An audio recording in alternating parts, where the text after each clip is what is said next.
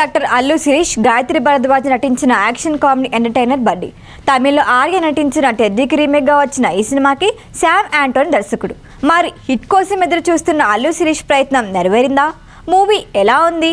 ప్రేక్షకుల రియాక్షన్ ఎలా ఉంది? ఆదిత్యగా నటించిన అల్లు శిరీష్ ఓ పైలట్. ఎయిర్పోర్ట్లో ఏటీసీగా కొత్తగా చేరిన ప్రియతో పరిచయం ఏర్పడుతుంది. ఇద్దరు ప్రేమలో పడతారు.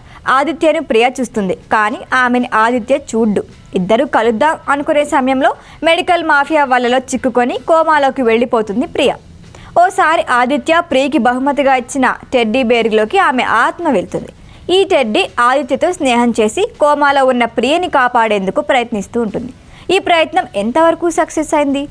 మెడికల్ మాఫియా చేసిన స్కామ్ ఏంటి అన్నది స్క్రీన్ పై చూడాల్సిందే.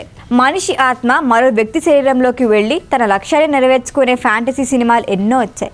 కానీ ఇలా నిజ జీవితంలో సాధ్యం కాని విషయాలని తెర మీద చూపించిన సినిమాలు చాలా తక్కువ. ఒక వ్యక్తి చనిపోయాక ఆత్మ మరొకరిలోకి వెళ్ళడాన్ని యాక్సెప్ట్ చేస్తారు, కానీ కోమాలో ఉన్నవారి ఆత్మ మరొకరిలో ప్రవేశించడాన్ని ప్రేక్షకులు యాక్సెప్ట్ చేయలేరు. గతంలో వచ్చిన ఎందుకంటే ప్రేమంటలో ఇలాంటి ప్రయోగమే చేశారు, కానీ వర్కౌట్ కాలేదు. ఇప్పుడు బడ్డీ విషయంలోనూ ప్రేక్షకులది same feeling. Already Arya movie Teddy చూసిన వారికి ఇందులో కొత్తదనం ఏమీ కనిపించదు. దీంతో క్యూరియాసిటీ అనిపించదు. పైగా హీరోకి బొమ్మకి మధ్య ఎమోషనల్ కనెక్షన్ ఏర్పరచడంలో డైరెక్టర్ ఫెయిల్ అయ్యాడనే చెప్పాలి. హీరో హీరోయిన్ల పరిచయ సన్నివేశాలు మొదలు ఏవి ఇంట్రెస్టింగ్గా అనిపించవు. టెడ్డీ బేర్ క్యారెక్టర్ నవ్వులు పూయిస్తుంది. జై బాలయ్య అంటూ భారీ మెషిన్ గన్ను పేల్చే సన్నివేశం సినిమాలో కొంచెం పేరింది.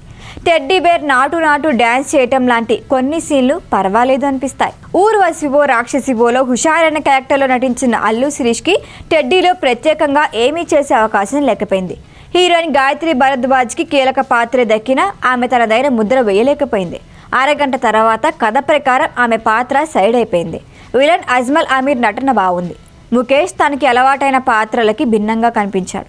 సెకండ్ హాఫ్లో అలీ నవ్వించేందుకు ప్రయత్నించాడు, కానీ పెద్దగా సక్సెస్ కాలేదు. నేపథ్య సంగీతం, పాటలు ఓ మోస్తరుగా అనిపిస్తాయి. తమిళంలో నిర్మాతగా మంచి పేరుండి పెద్ద సినిమాలు తీసే జ్ఞానవేల్ రాజా ఈ సినిమా విషయంలో రాజీ పడ్డట్లు ఉన్నాడు. Writer come director Sam Anton నిరాశపరిచాడు. అయితే కామెడీ, డైలాగ్ టైమింగ్ బాగుంటుంది, ఎంజాయ్ చేయొచ్చు. చాలా నష్టం జరిగింది captain. Mistake after mistake after mistake. నువ్వు జాగ్రత్త. ఈ వీడియో కనుక మీకు నచ్చినట్టయితే లైక్ చేయండి, షేర్ చేయండి, సబ్స్క్రైబ్ చేయండి. అలాగే పక్కనే ఉన్న బెల్ ఐకాన్ని క్లిక్ చేయండి.